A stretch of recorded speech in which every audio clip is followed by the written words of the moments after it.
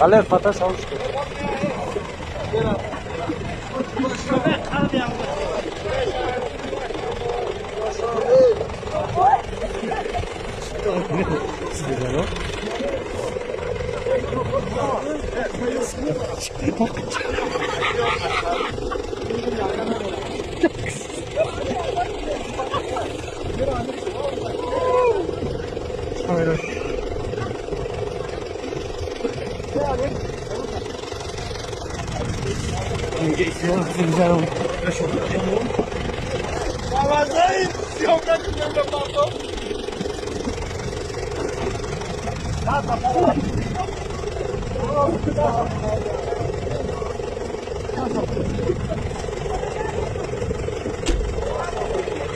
سلامتشو